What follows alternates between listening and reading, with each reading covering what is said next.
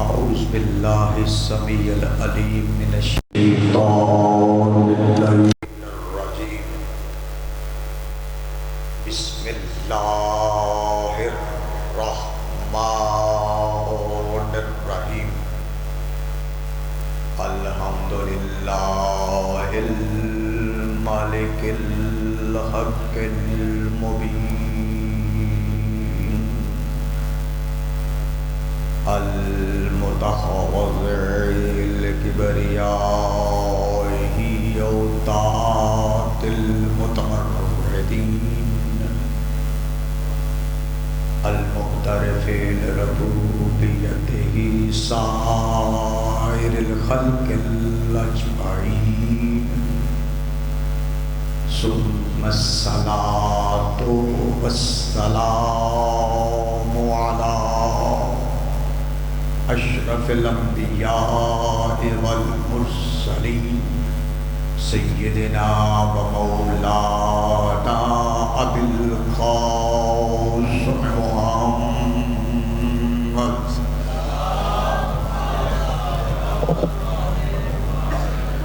وعلى اہل بیتہ الطیبین الطاہرین المعصومین المظلومین الذين ذهب الله عنهم الرجس وطهرهم تطهيرا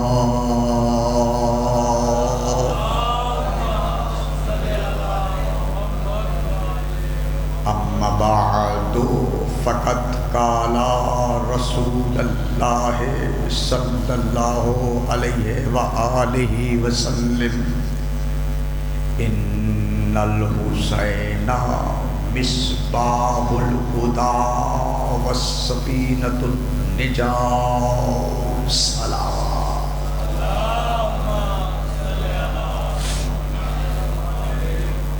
السلام علیکم یا علی علیہ السلام ولد صاحبان گرامی قدر محبان اہل بیت برادران اسلام آپ تمام احباب جو اس بسلسلہ چہلم مجلس امام حسین علیہ السلام میں تشریف فرما ہے، میں دعا گو ہوں آپ تمام احباب کے لیے کہ پروردگار عالم آپ تمام احباب کا اس مقدس بارگاہ میں تشریف لانا قبول و منظور فرمائے۔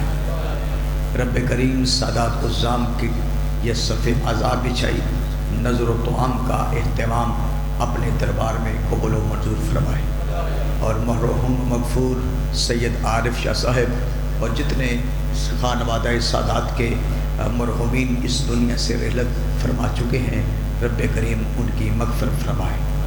آپ کے دلوں میں جو بھی حاجت شرعی ہے، رب کریم آپ کی حاجتوں کو پورا فرمائے، تنگ دست مومنین کی تنگ دستی کو دور فرمائے، پریشان حال مومنین کی پریشانی کو دور فرمائے، بیمار مومنین کو شفا یابی عطا فرمائے۔ عزیزان محترم، بسلسلہ چہلم آج کی اس مجلس کا انعقاد کیا گیا ہے۔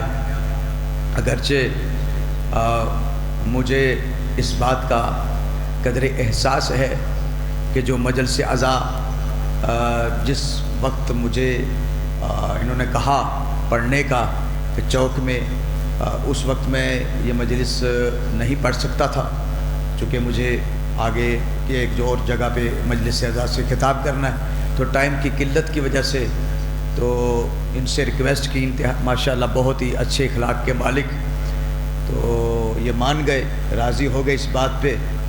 تو بہرحال میں یہ کوشش کروں گا کہ آپ جو کچھ معروضات آپ کے گوش گزار کروں وہ چوک سے کم نہ ہو۔ تو جو ہے آپ کی بڑے پڑھے لکھے چہرے میرے سامنے سادات و غیر سادات بیٹھے ہیں، ایک ماحول مجلس کا میرے لیے یہ بن گیا، تو انشاءاللہ میں انتہائی اہم جو معروضات ہیں اپنے سننے والوں کے گوش گزار کر کے جاؤں گا۔ یہ میرے تقریباً ایک گھر کی طرح ہے، اور میں نے ایک عرصہ دراز یہاں پہ مجالس عزا پڑھی ہیں، اور بڑا خلوص اور محبت یہاں کی عوام نے مجھے دیا ہے، اور چاہوں گا کہ آج کی مجلس عزا میں یہاں پہ جو ایک ایک لفظ بولوں وہ ایک ایک لفظ قیمتی ہو۔ مگر بات یہ ہے کہ آپ نے مجھ سے ایک وعدہ کرنا ہوگا، اور وہ وعدہ یہ ہے کہ اگر میری بات آپ تک پہنچے اور آپ کو پسند آ جائے تو میری حوصلہ افزائی کے لیے ذرا میرا ساتھ دیجیے گا۔ عزیزان محترم، یہ محرم الاحرام کے ایام گزر چکے اور یہ سفر المظفر کے ایام بھی اپنی اختتامی مراحل کی طرف ہیں۔ ذاکرین ذکر امام کرتے رہے اور سننے والے ذکر امام سنتے رہے، مگر بات یہ ہے کہ یہ محرم الاحرام کی مجالس ہوں یا سفر المظفر کی مجالس، ان تمام کی تمام مجالس میں جو پڑھنے والوں نے کربلا کو بیان کیا اور جو سننے والوں نے کربلا کو سنا، آج اس سوال سے میں ابتدا کر رہا ہوں کہ کیا یہ کربلا مکمل تھی؟ توجہ فرمائیے گا۔ 2 محرم سے لے کے عموماً جو کربلا آپ کے سامنے بیان کی جاتی ہے وہ یہ ہے کہ 2 محرم کو جو ہے وہ سادات کا قافلہ کربلا میں پہنچا، مولا امام مظلوم کربلا کا، اور وہاں اس کے بعد سے لے کے 10 محرم تک شہادتیں ہو گئی، اور عموماً یہی بیان کیا جاتا ہے اور آپ سنتے بھی رہتے ہیں، مگر در حقیقت اصل حقیقت یہ ہے کہ یہ 2 محرم سے لے کے 10 محرم تک کی جو کربلا بیان کی جاتی ہے یہ مکمل کربلا نہیں ہے۔ توجہ ہے، انتہائی فکری بات ہے آج کی جو میں شروع کر چکا ہوں۔ کھلے چہروں کے ساتھ آپ نے سماعت کرنا ہے۔ شاہ صاحب آگے آ جائیے، تھوڑا سا آگے آ جائیں، آگے آ جائیں۔ آج ہم خود ہی پڑھنے والے ہیں، خود ہی سننے والے ہیں۔ ایک صلوات بھیجیے بلند آواز سے، اور تسی میرے سوزی بننا ہے، ٹھیک ہے جی؟ میں ذاکر ہوں اور آپ میرے سوزی ہیں، تو سوزی بن کے ذرا، تو سوز کھاں اگر ڈھیلا پڑ جائے تو ذاکر پریشان ہو جاتا ہے، تو آپ سوزی ہیں تو آپ نے ذرا سوز دیتے رہنا ہے کہ ذرا مجھے معلوم ہو کہ میں کیا پڑھوں۔ میں نے عرض کیا کہ یہ 2 محرم سے لے کے 10 محرم تک جو کربلا بیان کی جاتی ہے، یہ جو 10 محرم تک کربلا بیان کی جاتی ہے، یہ کربلا مکمل کربلا نہیں ہے، یہ مکمل کربلا نہیں ہے جو بیان کی جاتی ہے۔ اگرچہ بہت کچھ بیان کیا جاتا ہے، مگر در حقیقت یہ ہے کہ کربلا 2 محرم کو نہ تو شروع ہوئی ہے اور نہ 10 محرم کو اختتام پذیر ہوئی ہے۔ یہ سوال اٹھایا ہے تو میں جواب بھی دے رہا ہوں، اور یہیں سے ایک فکری بات کہ جو مکمل عشرہ محرم میں شاید آپ تک نہ پہنچ چکی ہو، لیکن یہاں پر آپ کو پہنچا رہا ہوں یہ بات کہ یاد رکھیے گا کہ کربلا صرف 2 محرم سے لے کے 10 محرم کے بیان کا نام نہیں ہے۔ کربلا 3 حصوں میں ہے۔ کربلا کا پہلا حصہ 28 رجب ہے، جب مدینہ چھوڑا۔ کربلا کا دوسرا حصہ خود کربلا ہے کہ جہاں شہادتیں ہوئی، اور کربلا کا تیسرا حصہ ہے شام اور کوفہ کے زندان و بازار۔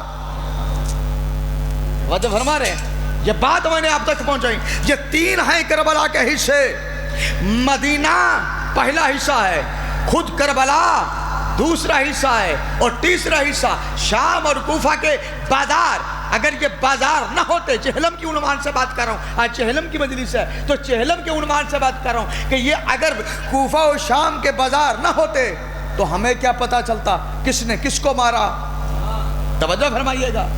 اب یہ ویڈیو نہ بنائیں، وہ بن رہی ہے بس، ٹھیک ہے، کلوز کر دیں اس کو۔ بھائی کس نے کس کو مارا، کس نے کس کو قتل کیا، کون کیسے لڑا، کون کیسے شہید ہوا، اور کتنے مردود مرے، ہمیں کیسے پتا چلتا؟ بھئی اسی لیے پتا چل رہا کہ اس لیے کہ جب جہاں جہاں کربلا مرنا شروع ہوئی، جہاں جہاں کربلا ختم ہونا شروع ہوئی، وہاں سید سجاد اور ثانی زہرا نے کربلا کو زندہ کیا۔ ثانی زہرا نے اس لیے یزید کے سامنے کہا تھا، اور یزید تو اپنی ساری طاقت ہماری دشمنی میں لگا دے، جتنا ہو سکے طاقت اپنی صرف کر دے ہماری دشمنی میں، مگر یاد رکھ قیامت تک کے لیے نہ تو ہمارے گھرانے کے افراد کو کم کر سکتا ہے، نہ ہمارے ذکر کو کم کر سکتا ہے۔ اور یہی وجہ ہے کہ پردہ غیب میں آج ایک امام بھی زندہ ہے اور ہر جگہ ذکر حسین ہو رہا ہے۔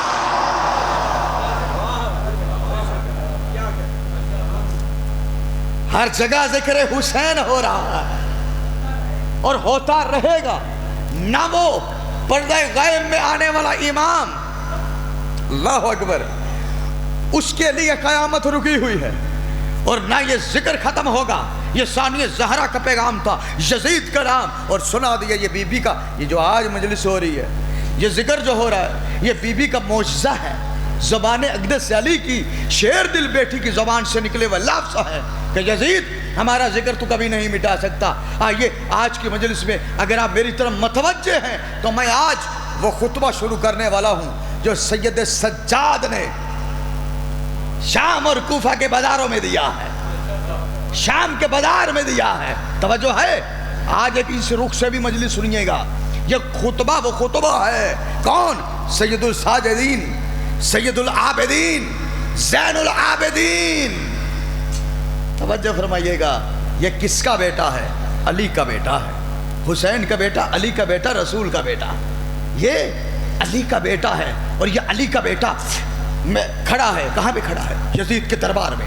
توجہ فرمائیے گا، میں خطبہ شروع کرنے لگا ہوں، اور خطبے کا ایک ایک لفظ اتنا قیمتی ہے، ایک ایک لفظ میں پیغام ہے آپ کے لیے، اور بہت بڑے پیغام ہے. کیا میرے امام کھڑے ہیں یزید کے دربار میں، حالت کیا ہے؟ گلے میں توق، ہاتھوں میں ہتھکڑیاں، پاؤں میں زنجیریں، اور ایسی حالت میں میرے امام کے سامنے. اور دیکھو دربار کا حالت کیا ہے، دربار کی حالت بھی سمجھیے، تاکہ جب آپ کا مائنڈ یہ سکیچ بنانا ہے یا اپنے خاکہ بنانا ہے، تاکہ جو اگلی گفتگو کرنے والوں بڑی اہم ہے کہ انشاءاللہ بڑا محسوس کن مرحلہ فکر ہوگا کہ یزید کا دربار، یزید تخت پہ بیٹھا ہے، دربار پورے کا پورا بھرا ہوا ہے، ہزاروں کی تعداد میں کرسیاں لگی ہوئی ہیں، اور 700 غیر ملکی سفرا موجود ہیں، اور ان میں 300 قلمکار بھی موجود ہیں جو ایک ایک بات کو لکھ رہے ہیں کہ قیدی کس طرح آئے، یزید نے ان سے کیا کلام کیا، قیدیوں نے کیا کہا، ان قیدیوں میں قیدی. اور جیسے ہی میرے امام اور وہ جو قافلہ ہے وہ لٹا ہوا سادات کا وہ یزید کے دربار میں حاضر ہوا، تو یزید بد مستی میں مست ہو کے اپنے ایک پالتو خطیب سے کہتا ہے کہ اٹھ منبر پہ جا اور بنو امیہ کے فضائل بیان کر. بنو امیہ کے، جملہ سنیے گا، بنو امیہ کے فضائل کو بیان کرو، اور بنو عباس کی، بنو ہاشم کی مذمت کرو، یعنی آل محمد کی مذمت کرو، اور ہمارے فضائل بیان کرو. اب جن کے فضائل تھے ہی نہیں، جہاں تھی وہاں پہ ہی مذمت. یہی تو وجہ ہے. اب دیکھیے میں اس طرف چلا گیا تو مجھے بڑا وقت چاہیے گا، لیکن یہ جملہ سنیے گا. تاریخ صاحب تاریخ تبری سے جب کہا گیا کہ ذرا اس کے بھی فضائل بیان کرو، اس کے بھی فضائل بیان کرو کہ جو حاکم شام تھا، اب میں کیسے اس کے فضائل بیان کروں؟ اس کی فضیلت میں تو ایک ہی روایت ایک آتی ہے. کہ کون سی روایت؟ کہ وہی روایت جس میں بد دعا دی گئی تھی کہ تو زیادہ کھائے گا مگر شیر نہیں ہوگا، اور زیادہ کھاتے کھاتے مر گیا. یہ ہے ان کی فضیلت. اب اس سے زیادہ اور کیا ہے؟ یہ بھی فضیلت ہے ان کی. کہا اچھا. وہ خطیب گیا، منبر پہ کھڑا ہوا، اور اس نے جو اول فول تھا اس کے منہ میں، جو آتا تھا، سچ کو باطل کو سچ بنا کر بیان کر رہا ہے. اور بیان جب کر چکا اور منبر سے نیچے آ چکا، اب توجہ کیجئے گا، یہاں 8 چک والوں میں خطبہ شروع کرنے والا میرے امام کا. جیسے وہ نیچے اترا تو میرے امام توق و زنجیر میں جو قید تھے سینہ تان کے کھڑے ہوئے. کہا یزید کیا تو اجازت دیتا ہے کہ ان لکڑیوں کے منبر پہ آگے میں بھی کچھ بیان کروں؟ لکڑیوں کے منبر پہ آگے میں بھی بیان کروں؟ بھلے میرے امام نے بتا دیا کہ جو منبر آل محمد کے فضائل کے لیے نہ ہو وہ لکڑیوں کا ایک گٹھا ہے، اور لکڑیوں کی اوقات آگ میں جلنا ہوتی ہے. نعرہ بول گیا تو میں نے سکھا دیا یا تو بات سمجھ نہیں آئی. ٹھیک ہے، میں آپ کو ساتھ دیں گے، مولانا صاحب پڑھیں گے بعد میں، وہ آپ کو ٹھیک ہے وہ اپنے طریقے پہ پڑھیں گے، مگر میرا ایک اپنا طریقہ ہے. میں آپ کو بتا رہا ہوں، آپ نے میرے سوزی بننا ہے. جب میرے امام نے فرمایا لکڑیوں کے ممبر پہ، جب میں ان لکڑیوں کے بنائے ہوئے ممبر پہ جاؤں اور میں بھی کچھ بیان کروں. لو اب جملہ میں کہنے لگا ہوں کہ جس جملے کے لیے آپ کے ذہنوں کا پتہ چل جائے گا کہ آپ خطبہ میرے امام کو سننا چاہتے ہیں یا نہیں. اور یقیناً یہ خطبہ اس مقام کا ہے کہ میں یہاں سے پڑھوں, میں اپنے مولا سے تائید مانگتے ہوئے جو جملہ پڑھ رہا ہوں. جب جیسے ہی میرے مولا نے یہ کہا تو وہ جو یزید تھا اس کی پیشانی پہ پسینہ آیا, پیشانی پہ پسینہ. یزید جیسے کی سمجھے نہیں ہو بھئی, اتنی ریاستوں کا 7 سے زیادہ ریاستیں تھی جو اس کے پاس تھی, ان کا اکیلا حکمران. آج کل وزیر اعلیٰ پنجاب کا ابو بھی نہیں آتے, وہ تو پھر اتنے سارے ملکوں کا اکیلا حکمران, اور وہ وہاں پہ بیٹھا ہوا تکبر و غرور کا مجسمہ, یعنی اپنے وقت کا فرعون اعظم. اس کی پیشانی پہ پسینہ, کہتا میں نہیں اجازت دیتا. توجہ رکھیے گا, 300 قلمکار بیٹھے ہیں لکھنے کے لیے اور 700 غیر ملکی سفراء بیٹھے ہیں لکھنے کے لیے. تو اب یزید کہتا میں نہیں اجازت دیتا. جب بات یہاں تک پہنچی کہ میں اجازت نہیں دیتا تو وہ جو سفراء تھے بیٹھے تھے وہ کہنے لگے یزید اجازت دے دے, یہ قیدی ہی تو ہے. ارے یہ ایک قیدی ہی تو ہے, اور قیدی کیا بیان کرے گا, وہ تو دوسرے ڈرنے والا ہے, وہ تو اسے تو نے قید کیا ہوا ہے. تب دوسری مرتبہ میرے امام نے اجازت مانگی, کہا کہ مجھے اجازت دے کہ لکڑیوں کے ممبر پہ آؤں اور کچھ بیان کروں. وہ کہتا نہیں. یزید کہنے لگا نہیں میں اجازت نہیں دوں گا.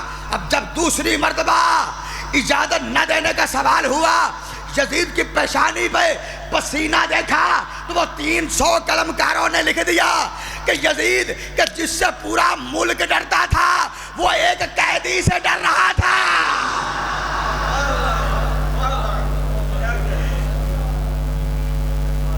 یزید جس سے پورا ملک ڈر رہا تھا اس سے وہ ایک قیدی سے ڈر رہا ہے جو توق میں قید ہے, زنجیروں میں قید ہے, پاؤں میں بیڑیاں ہیں, اور وہ اسے ڈر رہا ہے. اب دیکھو جب تیسری مرتبہ اصرار بڑھا تب جملہ سنیے گا, یزید جیسے کا جملہ, یزید جیسی نجاست کا جملہ کہنے لگا کہ جب تیسری مرتبہ انہوں نے کہا, جو غیر ملکی سفیر بیٹھے تو انہوں نے کہا یزید اجازت دے دے, تیرا کیا جاتا ہے, ایک قیدی ہے, قید کر کے تو لایا ہے, بتانے دے, کھل کے بتانے دے, موقف پیش کرنے دے کہ کیا کہتا ہے یہ قیدی, اجازت دے اس کو. جب اصرار بڑھا تو یزید کا یہ جملہ تھا, کہنے لگا یہ دیکھنے کو قیدی ہے. توجہ فرمائیے گا, کہ دیکھنے کو قیدی ہے, اس کو قیدی نہ سمجھو. یہ قیدی وہ ہے کہ جس کی زبان میں محمد کی زبان ہے.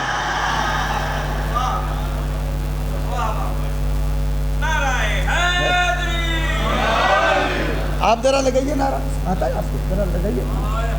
کیا بات ہے آپ کی, آپ لگائیے بزرگوں, کیا بات, سب کو آپ لگائیے. ماشاءاللہ سب کو آتا ہے, کیا بات ہے آپ کی.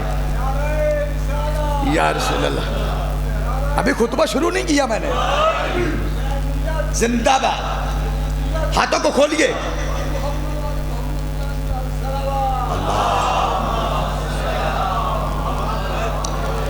اس قیدی کے منہ میں محمد کی زبان ہے, کیسے اجازت دوں. تو بات دلے نخواستہ اسے اجازت دینی پڑی. اب آئیے, میرے امام جب ممبر پہ کھڑے ہوئے, میرے امام نے فرمایا حالت کیا ہے, گلے میں توق, ہاتھوں میں ہتھ کڑیاں, پاؤں میں بیڑیاں. اس حالت میں ایک قیدی خطبہ ارشاد کر رہا ہے اور وہ ہزاروں کی تعداد میں بیٹھے سن رہے ہیں, غیر ملکی لوگ موجود ہیں, 300 قلمکار موجود ہیں, اور اپنے وقت کا فرعون اعظم یزید پلید بیٹھا ہوا ہے تخت پہ. میرے امام فرماتے ہیں اللہ نے ہمیں 7 ایسی فضیلتیں عطا کی ہیں کہ جن میں ہمارے ساتھ کوئی دوسرا شامل نہیں. نہیں, اگر سنو گے تو میں پڑھوں گا, ورنہ چھوڑ کے چلا جاؤں گا, مجھے تو پہلے ہی جلدی ہے. 7 ایسی فضیلتیں دی ہیں کہ جن میں ہمارے ساتھ کوئی دوسرا شامل نہیں. اب وہ سارے لوگ حیران ہو کے دیکھنے لگے کہ بھئی دیکھنے کو تو قیدی ہے, مگر اتنا پاورفل قیدی کہ 7 ایسی فضیلتیں جو کسی اور کے پاس نہیں, اسی کے پاس ہے, اس کے پاس ہے. تو سب ہمتن گوش ہو کے سننے لگے کہ آخر یہ قیدی کہتا کیا ہے. میرے امام نے فرمایا سنو, پہلی فضیلت ہماری کیا ہے, کہا وہ منا نبی الاحمد, نبیوں کا سردار محمد ہم میں ہے. پہلا جملہ پہنچ گیا. نبیوں کے سردار محمد ہم میں ہے، لا کوئی ایسی فضیلت. اگر تیری نسل سے کوئی ہے تو پھر لا میرے مقابلے پہ. نبیوں کے سردار محمد ہم میں ہے. وہ دوسرا جملہ، وہ دوسری فضیلت، نبیوں کے سردار ہم میں ہے. پھر فرمایا وہ منا. توجہ رکھنا، توجہ رکھنا، توجہ رکھنا. جملہ اگر سروں سے گزر گیا تو مجھے نہ کہیے گا، مگر ڈیپلی سمجھیے گا اس جملے کو. یزید کے دربار میں جہاں پر میرے مولا علی کو جس جگہ پہ، جس شام میں علی کو ایک عرصہ دراز تک گالیاں دی جاتی رہی، علی کو نعوذ باللہ کہ ڈاکو مشہور کیا گیا. میرا خمسہ مجالس میں وہ مجلسیں گزر گئی، اب میں اس طرف نہیں آؤں گا، مگر یہ سمجھیے گا کہ جس جگہ پہ علی کو ایسا بنا کے بیان کیا گیا، وہاں میرے امام کیا فرما رہے ہیں؟ فرما وہ منا صدیق الاکبر و امیر المومنین علی ابن ابی طالب. سچوں کا سردار اور مومنوں کا امیر علی ہم میں ہے.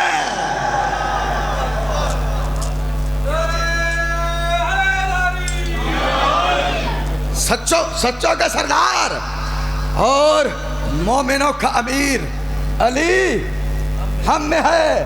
بھئی کوئی تو ہوتا، بولتا، ٹوک دیتے کہ دیکھو آپ جو سچوں کا سردار کہہ رہے ہو، بھئی مطلب اس کا کیا ہے؟ یعنی جو علی کے مقابلے پہ اب آئے گا.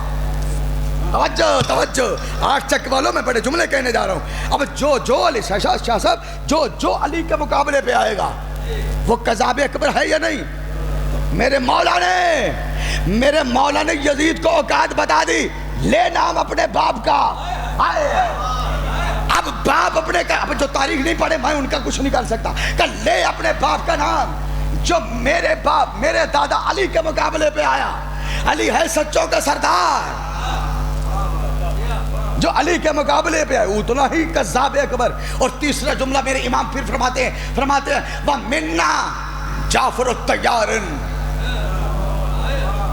جعفر طیار ہم میں ہے. جعفر طیار کا نام کیوں لیا؟ ارے فضیلتیں تو اور بھی بہت تھی اس گھرانے کی. قرآن اگر پڑھنا شروع کر دیتے میرے امام، رات ہو جاتی قرآن ختم نہ ہوتا، فضیلتیں گنوانا شروع کر دیتے. کبھی غور کیا ہے آپ نے؟ دیکھیں صادق جٹ صاحب بڑے اہل علم میرے سامنے تشریف فرمائے، اور جب یہ آ جاتے ہیں مجلس میں تو میں گھبرا جاتا ہوں اور یہ سوچتا ہوں کہ کہیں میں کوئی غلط لفظ نہ بول دوں. تو دیکھیے ان کی تائید لیتے ہوئے دیکھیے آپ اس جملے کو سمجھیں گے کہ اس نے کیوں کہا، کیا کہا، کہ میرے مولا نے کیا فرمایا کہ جعفر طیار ہم میں ہے. جعفر طیار یہ جملہ کیوں کہا سمجھیے گا. میرے امام نے جعفر طیار کا ذکر کیوں کیا؟ جعفر طیار کا ذکر کر کے میرے امام نے یزید کو اوقات بتا دی. یزید سن، جب تیرا دادا ہمارے نانا محمد کے خلاف لشکر اکٹھے کر رہا تھا، اس وقت ہمارا جعفر طیار اپنے باپ ابو طالب کے ساتھ مل کر حفاظت محمد کر رہا تھا.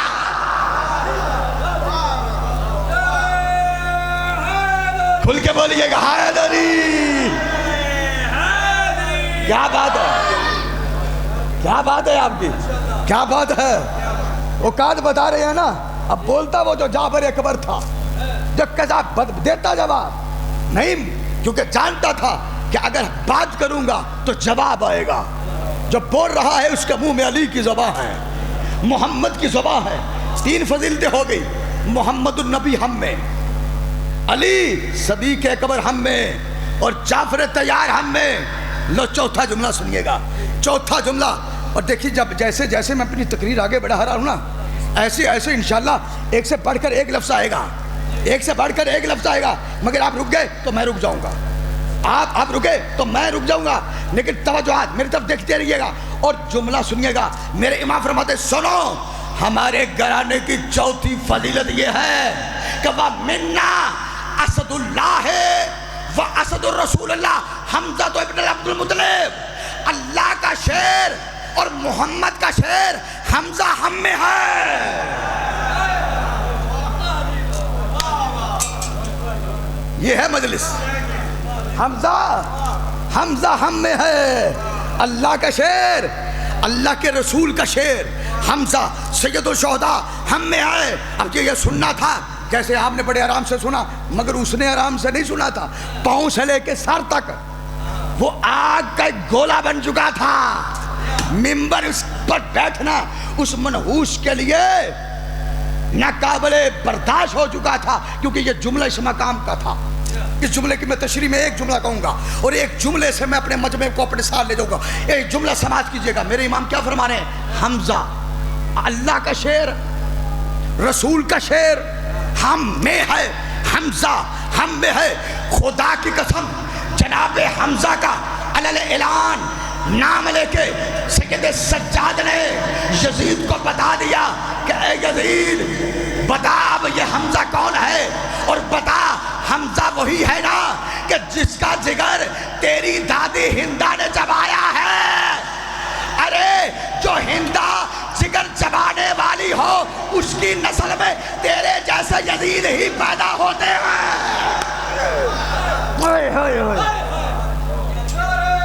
بولیے گا ہاتھ کو بلند کر کے۔ اوقات یاد دلا دی میرے امام نے، تیری دادی ہندہ نے، ادھر والا مجمع ہے میرے ساتھ، اب میں ادھر دیکھوں گا کہ تیری دادی ہندہ نے ہمارے حمزہ کا جگر چبایا۔ احد کی جنگ یاد ہے نا، احد کے میدان میں جگر چبایا تھا، اور تو اسی کی نسل سے ہے، تو اسی کی نسل سے ہے۔ اور پھر دیکھیے گا یہ جملہ میں کہہ رہا ہوں اور جملہ یاد رکھیے گا، قدیم علماء اس جملے کا ذکر کیا کرتے تھے۔ تو کون سا جملہ؟ میرے امام نے فرمایا تجھے اوقات معلوم ہو گئی کہ جن کو قیدی بنا کے لا رہا ہے وہ کس مقام پہ ہیں۔ تو کہتا ہے کہ یہ باغی ہیں، تو کہتا ہے یہ دین سے نکلے ہوئے ہیں، یہ مخدرات عصمت ہیں، محمد و علی کی بیٹیاں ہیں، فضائل ہے، ابھی مصائب نہیں ہے۔ جملہ سماعت کیجئے گا، میرے امام نے فرمایا سنو یزید، میں اپنی دادی زہرا سے لے کے اپنی دادی حوا تک ہر ایک کا کردار بڑے دربار میں بتا دیتا ہوں، تو اپنے گھرانے کی خواتین کا کردار صرف میرے کان میں آ کے بتا دے۔ حیدر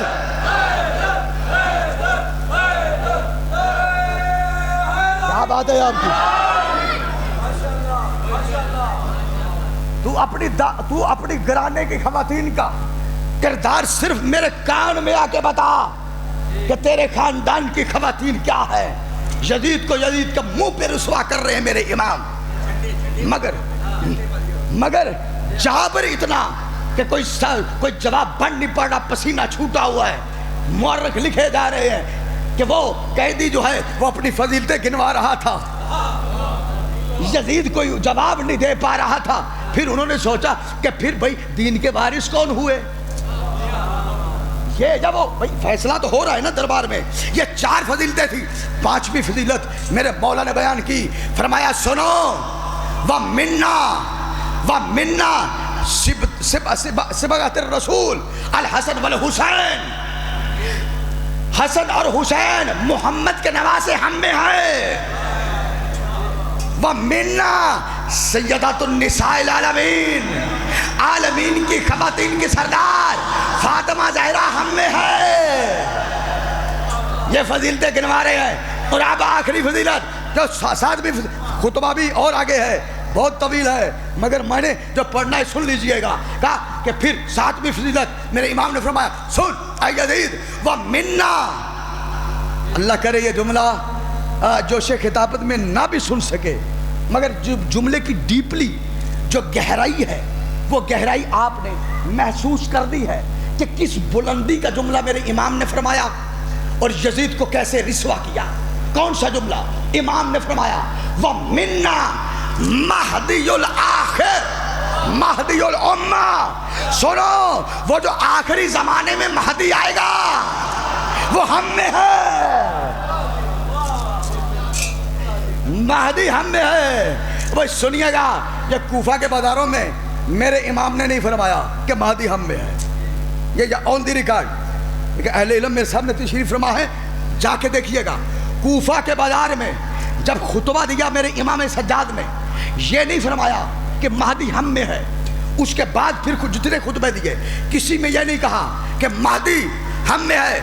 فرعون وقت کے سامنے, بلکہ فرعون کے وارث کے سامنے, یہ فرعون وقت نہیں کہوں گا, فرعون کا وارث حقیقی جانشین یعنی یزید کے سامنے میرے امام کیا فرما رہے ہیں کہ مہدی ہم میں ہے. یعنی میرے امام نے بتا دیا کہ جس طرح فرعون موسیٰ کے آنے کو نہ روک سکا, تو ہماری نسلوں کو ختم کر کے یہ سوچتا ہے حسین کو شہید کر کے تو نے ہمارے افراد کو ختم کر دیا. سن, تیری نسلیں ختم ہو جائیں گی, مگر ہمارا مہدی ایسا ہے کہ جس کے آنے میں قیامت رکی رہے گی. منا مہدی الامہ, او امت کا مہدی ہم میں ہے. جب یہ 7 فضیلتیں گنوا دی تو اس کے بعد جو وہاں کا جو خطیب تھا اسے کہا گیا کہ ذرا منبر پہ پھر جا.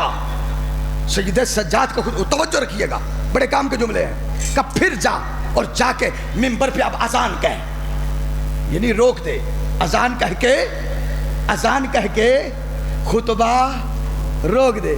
توجہ فرمائیے گا, توجہ. کیا اب وہ جو پالتو خطیب تھا وہ گیا, پہلے وہ خطبہ دے چکا تھا, اب اذان دینے کے لیے اب آ گیا. کہ جا, ڈالر پھینکے گئے, ریال پھینکے گئے, روپے پھینکے, جو بھی آپ لگا سکتے ہیں, اسے اتنا مال دے دیا گیا کہ اب وہ پہلے جو بنو امیہ کے فضائل بیان کر رہا تھا اب وہ اذان دینے کے لیے کھڑا ہوا. جملہ سنیے گا, خدا کی قسم جملہ سنیے گا. جیسے ہی منبر پہ اذان دینے کے لیے گلدستہ اذان میں آیا, کہنے لگا اللہ اکبر. 4 مرتبہ کہا اس نے. میرے امام نے فرمایا سچ ہے, وہ جو قیدی توق و زنجیر میں قید ہے اور جو اپنی کمر پہ ہاتھ رکھے ہوئے کھڑا ہے, فرمایا سچ ہے کہ اللہ کے علاوہ کوئی اللہ نہیں ہے, وہ سب سے بڑا ہے. اس کے بعد وہ کہنے لگا اشہد ان لا الہ الا اللہ, کہ اللہ کے علاوہ کوئی خدا نہیں. کہا فرمایا سچ ہے. جب وہ کہنے لگا اشہد ان محمد رسول اللہ, سید سجاد کمر سیدھی کھڑی کر کے کھڑے ہوئے اور فرمایا رک جا, اور یزید سے مخاطب ہو کے کہا اے یزید, یہ محمد کہ جس کا نام اذانوں میں بلند ہے, بتا یہ تیرا نانا ہے یا میرا نانا ہے؟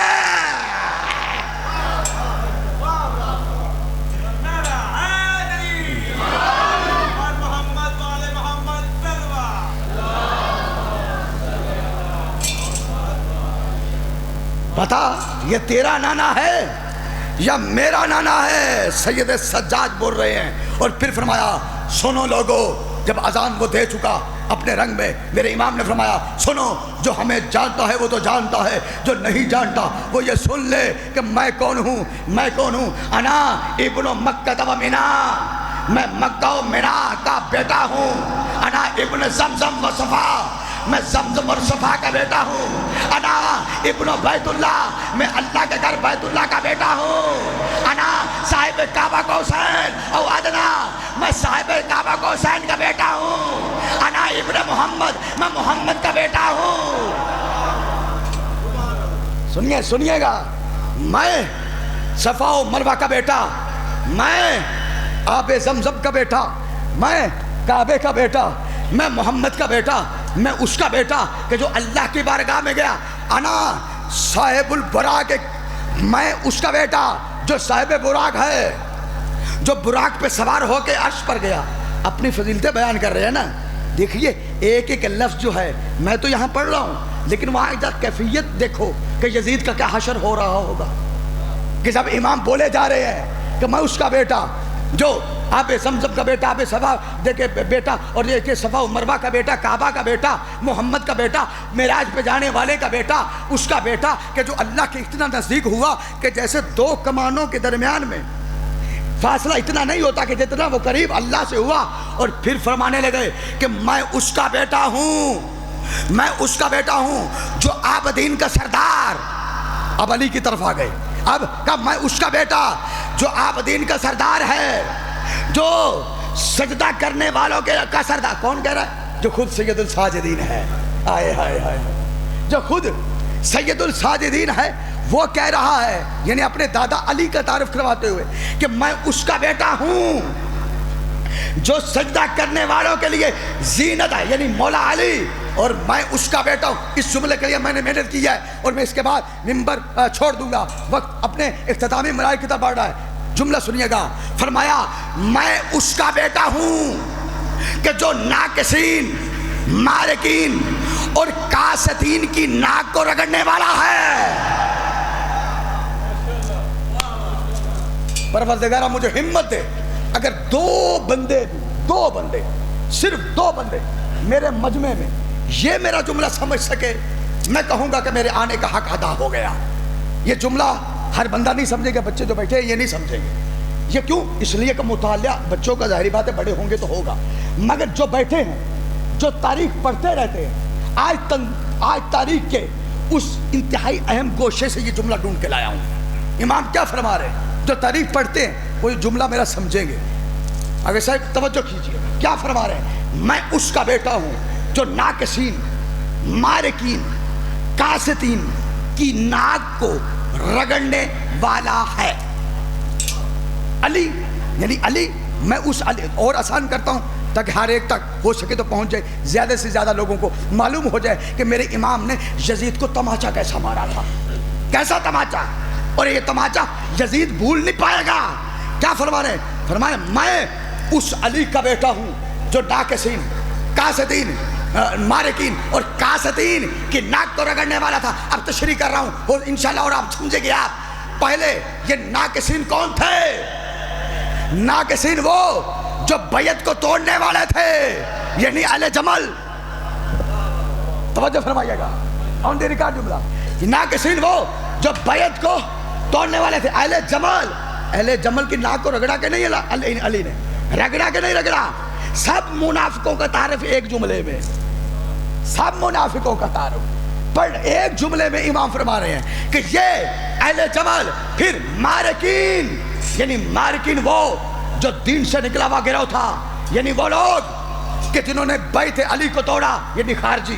اور پھر کاسدین، یعنی وہ لوگ جو بیعت بھی توڑنے والے تھے اور دین سے بھی نکلے ہوئے تھے، یعنی یزید کا ابا.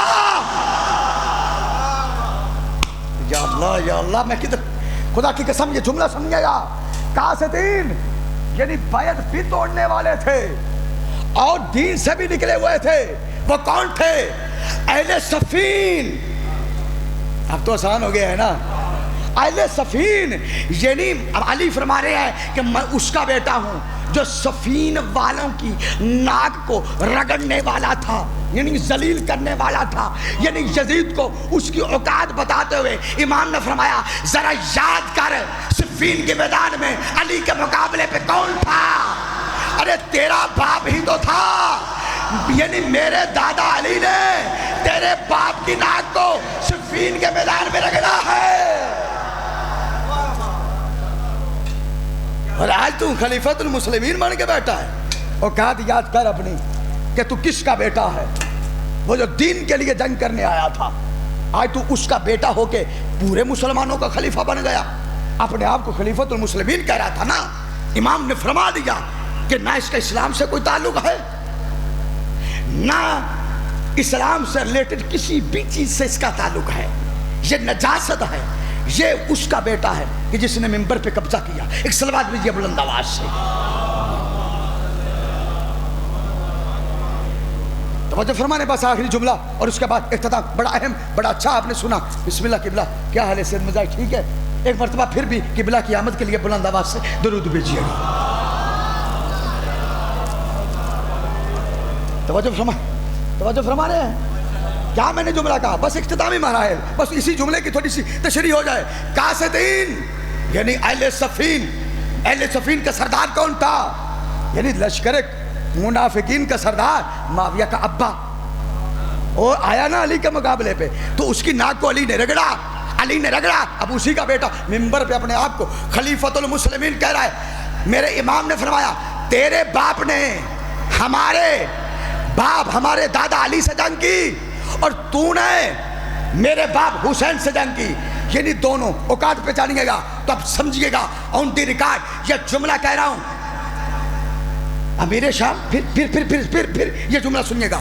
امیر شام کس سے جنگ کرنے والا تھا؟ علی سے. امیر شام علی سے جنگ کرنے والا, اور یہ یزید حسین سے جنگ کرنے والا.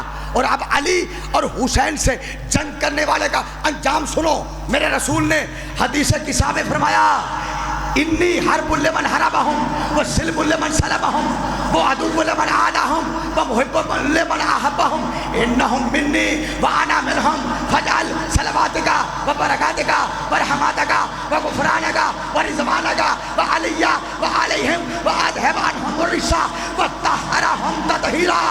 یعنی حدیث قصہ کے جملے ہیں. رسول نے فرمایا کہ جس نے علی سے جنگ کی اس نے مجھ سے جنگ کی, جس نے حسین سے جنگ کی اس نے مجھ سے جنگ کی. ارے یہ کیسے مسلمان ہیں؟ یہ بات طے ہو گئی کہ جو علی کا قاتل ہے وہ رسول کا قاتل ہے, جو حسین کا قاتل ہے وہ رسول کا قاتل ہے.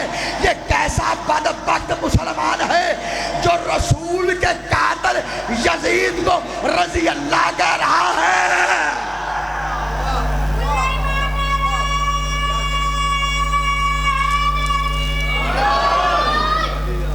رضی اللہ کہتے ہیں یا نہیں؟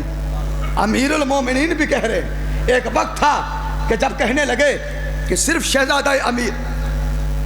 اچھا دیکھیے منافقت کیسے اپنے آپ کو ظاہر کرتی ہے. جملہ سنیے گا. ایک دور تھا قبلہ جب کہنے لگے تھے کہ یہ شہزادہ امیر, شہزادہ یزید ہے.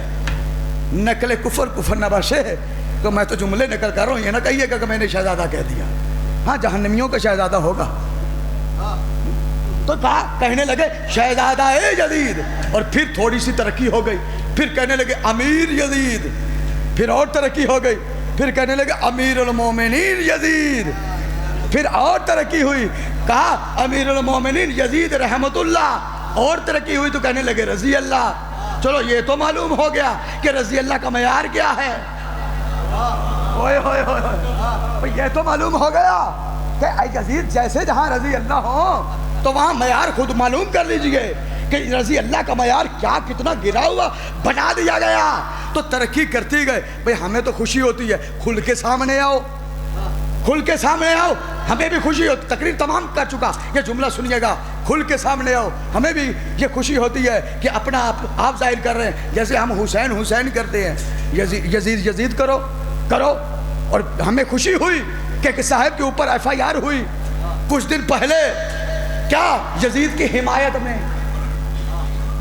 اچھا یہ پہلا بندہ تھا کہ جس پہ یزید کی حمایت میں ایف آئی آر ہوئی, تو آج تک ہم پہ حسین کی حمایت میں تو ہوتی رہی ہیں.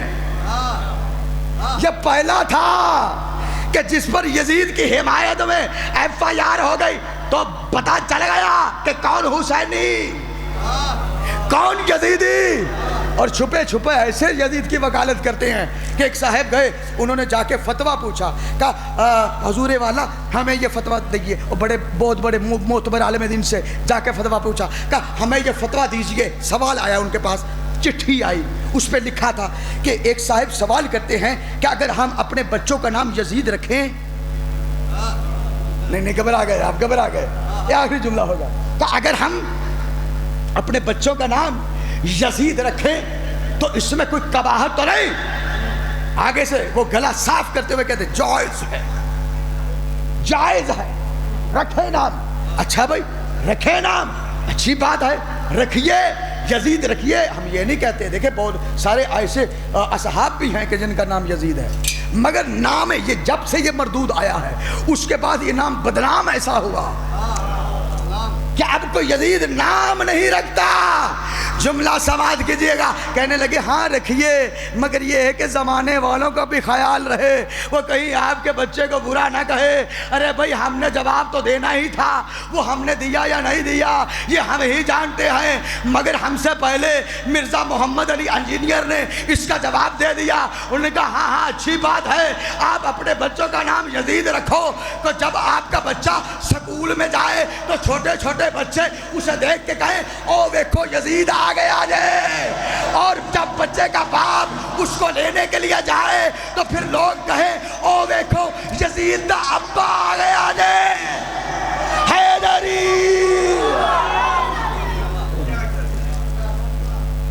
رکھیے نام.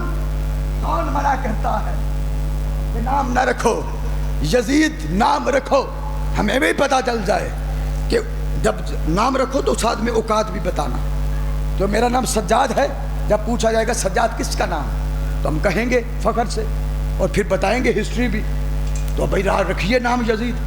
تو جب کوئی پوچھے یزید کس کا نام تو پھر بتائیے گا قاتل حسین. چھپی تو نہیں ہے نا، کتابوں میں آن دی ریکارڈ ہے. دیکھیے ابھی اور مثالیں تھیں مجھے جو ریکویسٹ کی گئی تھی، وہ ایک دو ٹرین والی مثالیں، لیکن آن دی ریکارڈ میں کہ معذرت چاہوں گا کیونکہ مجھے آگے پہنچنا ہے، تو پھر کبھی صحیح. لیکن دیکھیے عزیزان محترم، یاد رکھیے گا، ایک جملہ اپنے پلے باندھ لیجیے گا. ہمارے ممبروں پہ یہاں کا میں نے بڑا اچھا ماحول دیکھا، یا میں نے کافی مجالس بھی پڑھی ہیں. یہ بڑا اچھا ماحول ہے یہاں کا کہ یہاں پر آپ علماء کو بلاتے ہیں اور سنتے ہیں ان کی گفتگو کو، ان سے استفادہ کرتے ہیں. آج جو ممبروں کی حالت، چونکہ ہم پڑھتے رہتے ہیں، ہمیں پتہ ہے کہ کہاں کیا پڑھا جا رہا ہے، کس کو بلایا جا رہا ہے. دیکھیے علم سے لابلد لوگوں کو بلایا جا رہا ہے، اور ایسے ایسے کہ جن کی حمایت میں جہلاء اکٹھے ہیں. میرے مولا علی کے دور میں ایک واقعہ ہوا، صادق جٹ صاحب اس واقعے کی تائید کریں گے کہ دیکھیے، اور قبلہ علامہ صاحب بھی تشریف فرما ہیں، کہ جب کچھ لوگوں نے تراویح پہ اعتراض کیا اور علی نے بند کرنے کا کہا، تو کچھ لوگ کھڑے ہو گئے، انہوں نے کہا ہائے فلاں کیوں، فلاں کی سنت تھی اب چھوڑے جا رہے ہیں. یعنی علی جیسے کے سامنے علی کی محفل میں بیٹھنے والے کھڑے ہو گئے اور کہنے لگے کہ آپ تو فلاں کی سنت کو ختم کرنے جا رہے ہیں. عزیزان محترم، اگر انہیں یہ احساس ہوتا کہ علی کیا ہے، کبھی یہ سوال اٹھ کے نہ کرتے. آج ہمارے ممبروں پہ کیا حال ہے، اگر یہ سمجھے کہ عالم کیا ہے تو کبھی بھی جہلا کھڑے ہو کے کوئی اعتراض نہ کریں. مگر بات یہ ہے کہ جاہلوں کی باتوں کو کیپچر کیا جا رہا ہے. کوئی عالم بات کر کے چلے 70 بندے کھڑے ہو جاتے، وہ کھڑے ہونے والے وہی ہیں کہ جنہوں نے علی کو نہیں پہچانا تھا. آج بھی علی کے علم کے وارث علماء کو نہیں پہچانا. میرے دوستوں، میرے بزرگوں، یہ سمجھیے گا، یہ میرا آخری پیغام ہوتا ہے ہر مجلس میں، ایک چھوٹا سا جو آپ تک میں پہنچا رہا ہوں. دیکھیے یہ جو ممبر ہے اس کی حفاظت کیجیے. ویسے تو میرے خدا اور امام جمع کرنے والے ہیں، لیکن آپ کی بھی یہ ذمہ داری ہے کہ سوچ سمجھ کے لائیے. جو جس کو لا رہے ہیں اس کے متعلق سوال بعد میں ہوگا، اس سے پوچھا جائے گا، پہلے آپ سے بانی مجلس سے پوچھا جائے گا کس کو بلایا، پھر بتائیں گے آپ. سننے والوں سے پوچھا کیسا سنا، غلط پڑھا جا رہا تھا تو ٹوکا کیوں نہیں کہا کہ یہاں یہ چیز غلط تھی. دیکھیے آج الٹ زمانہ ہو گیا، جو ٹھیک بات کرتا ہے اس کو ٹوکا جاتا ہے، اور جو غلط کرتا ہے اسے واہ واہ فلاں جی واہ ماشاءاللہ کیا بات ہے. دیکھیے یہ علم کی کمی ہے، یہ جہالت کی زیادتی ہے. دیکھیے کربلا جس کو آج ہم ایک رسومات میں لے آ رہے ہیں، کربلا کو ایک ایونٹ بنا دیا گیا ہے. کربلا ایونٹ نہیں ہے، کربلا کے ایک ایک قدم پہ ایک بہت بڑا فکر اور بہت بڑا پیغام ہے. اس پیغام کو ختم کر دیا رسم و رواج. دیکھیے عزاداری جو بھی چیز ہوتا ہے اس کا مس یوز ہو جاتا ہے. پڑھنے والا ہے وہ مس یوز کرے گا، سننے والے ہیں عزاداری کے نام پہ. دیکھیے ماتم تو ٹھیک ہے، لیکن اب اس سے بڑھ کر ایک ماتم کی عجیب شکل بیان کریں گے، لوگوں کے سامنے اپنا چھرا جو ہے وہ سر میں رکھ کے اینٹ ماریں گے. تو دیکھو اس چیز کو دیکھ کے کون سا ہے وہ پاگل کے جو آپ کے مذہب کو قبول کرے گا. لوگ محنت کرتے ہیں، سٹرگل کرتے ہیں لوگوں کو کیپچر کرنے کے لیے، اور آپ ایک جملے میں ہر چیز محنت ہر چیز بیڑا گھر کر کے رکھ دیتے ہیں. سمجھیے آپ جب کالے کپڑے کالے لباس پہن کے باہر نکلتے ہیں، آپ کا ایک ایک عمل حسینی ہونا چاہیے. آپ کے عمل کو دیکھ کے کوئی آپ پہ انگلی نہ اٹھائے کہ اس کے عمل سے یہ تو آل محمد کا ماننے والا ایسا مذہب ہے. نہیں، ایسا مذہب اہل بیت پہ بدنامی کا دبا نہ بنیے. چاہے پڑھنے والے ہیں، چاہے سننے والے ہیں، چاہے ماتمدار ہیں. ماتمدار میری کی جو قدموں کا جو خاک ہے وہ میری آنکھوں کا سرما. میں مخالفت کسی کی نہیں کرتا، بھلے ہی مجھ سے بعد میں کوئی ایسے ٹھپا نہ لگا دے. تو دیکھیے سب کا احترام ضروری، لیکن احترام میں رہ کے عزاداری کیجیے. ایسی عزاداری جو میرے مولا کو پسند ہے. کیوں؟ اس عزاداری کے لیے دیکھیے بڑا گر قربان ہوا ہے حسین کا. ایک جملہ مصاحب کا کافی وقت لے گیا، میں قبلہ کو میں نے زحمت دی. ایک جملہ مصاحب کا، یہ چہلم کی مجالس ہیں، اور آؤ اس چہلم کی مجالس میں ذکر کریں اس بی بی کا کہ جس کی حیات طیبہ 4 سال ہے.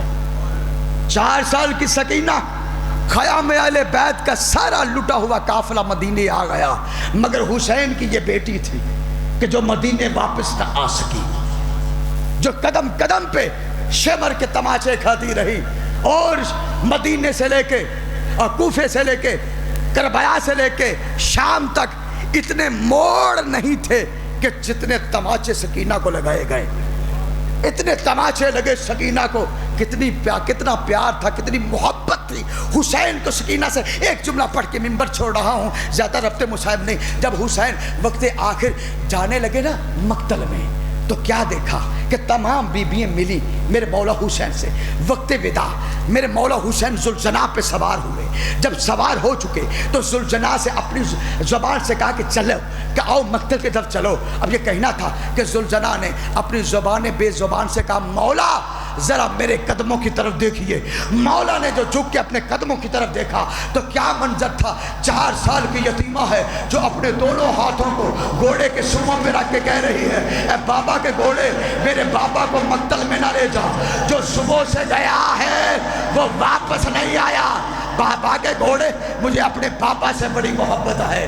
مولا حسین ذوالجناح سے نیچے اترے، سکینہ کو اٹھایا، کہ سکینہ تو جانتی ہے کہ تجھے میں نے نماز شب میں دعائیں کر کر کے اللہ سے مانگا ہے، میں نے اللہ سے کہا تھا پروردگارا مجھے کوئی ایک ایسی بیٹی عطا کر کہ جو مجھ سے بڑی محبت کرے اور میں اس سے بڑی محبت کروں، تو پھر اللہ نے تیرے صورت میں مجھے وہ بیٹی عطا کی۔ کہا بابا تو پھر مجھے چھوڑ کے کیوں جاتا ہے، جب تجھے پتا ہے کہ میں تجھ سے اتنی محبت کرتی ہوں اور تو مجھ سے اتنی محبت کرتا ہے تو پھر چھوڑ کے کیوں جاتا ہے۔ میرے مولا امام فرماتے ہیں کہ ہاں میں نے اللہ سے یہ بھی وعدہ کیا تھا کہ جب کبھی 2 محبتیں اکٹھی ہو جائیں، ایک طرف تیری محبت ایک طرف بیٹی کی محبت، تو میں اپنی بیٹی سکینہ کو شام اور کوفہ کے بازاروں میں کربلا کے بیابانوں میں روتا ہوا چھوڑ کے تیری طرف آ جاؤں گا۔ اور پھر ایسے ہی ہوا، حسین جب زین سے زمین پہ آئے تب پروردگارہ دیکھ لے میں نے تیری محبت میں علی اکبر جیسا بیٹا دیا، علی اصغر جیسا شیر خار دیا، تو دیکھ لے میری سکینہ کھڑی رو رہی ہے اور میں تیری محبت میں تیری طرف آ گیا۔ وَسَيَعْلَمُ الَّذِينَ ظَلَمُوا